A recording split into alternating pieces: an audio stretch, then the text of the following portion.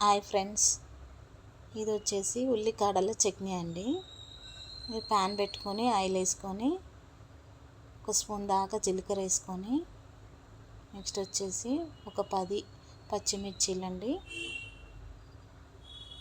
కొంచెం ఫ్రై కావాలి మిర్చీలు, బాగా ఫ్రై చేసుకున్నాక నెక్స్ట్ వచ్చేసి వెల్లిపాయలండి. ఒక 10 తీసుకోవాలండి వెల్లిపాయలు. ఒక పెద్ద నిమ్మకాయ సైజ్ అంతా చింతపండు అండి, అందులో ఫ్రై చేయాలండి ఆయిల్లో. నెక్స్ట్ వచ్చేసి ఉల్లికాడలండి, చిన్న చిన్నగా కట్ చేసుకొని ఫ్రెష్గా వాటర్లో కడిగేసుకొని దీన్ని మగ్గనియాలండి, కలిపేసుకోవాలి. దీంట్లో సాల్ట్ వేస్తే వాటర్ అవుతుందండి, ఫస్ట్ సాల్ట్ వేయకూడదు. కొంచెం ఫ్రై కావాలి అది ఆయిల్లో. నెక్స్ట్ వచ్చేసి పసుపు అండి, కొంచెం మగ్గిన తర్వాత పసుపు వేసుకోవాలి.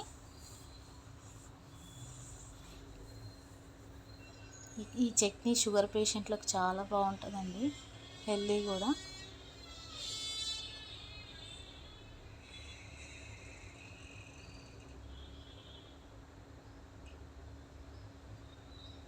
మగ్గినాయి చూడండి, ఇట్లా సాల్ట్ వేసుకుంటే వాటర్ వస్తుంది, సాల్ట్ వేసుకోకపోతే అలా మగ్గుతుందండి.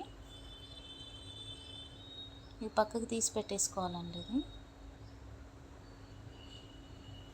ఫ్రై అయిన తర్వాత తీసి పక్కకు పెట్టేసుకొని నెక్స్ట్ వచ్చేసి ఉల్లికాడలకు దీనికి ఉల్లిపాయ వస్తుంది కండి, అవి ఫ్రై చేసుకోవాలి లైట్గా,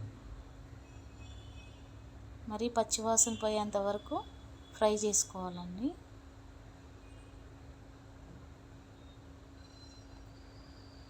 తీసేసుకున్న తర్వాత ఫ్రై అయినాయి. నెక్స్ట్ వచ్చేసి ఉల్లికాడలు మిక్సీ జార్లో వేసుకోవాలండి. నెక్స్ట్ వచ్చేసి ఇవి కూడా వేసుకోవాలండి.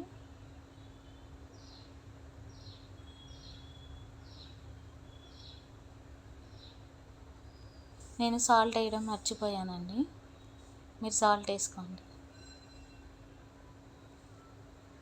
అట్లా బరకగా పట్టుకోవాలండి.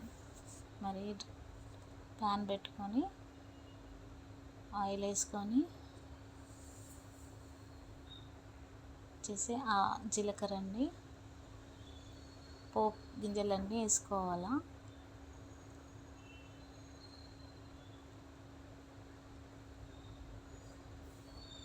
మిర్చీలండి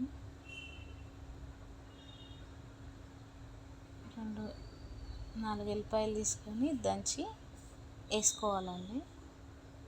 నెక్స్ట్ వచ్చేసి ఆ చట్నీ అంతా అందులో వేసి కొంచెం వేడిగా ఉన్నప్పుడే ఆ చట్నీ దాంట్లో వేసుకోవాలండి. చిన్న మంట మీద పెట్టేసుకోవాలి. థ్యాంక్ యూ సో మచ్ అండి.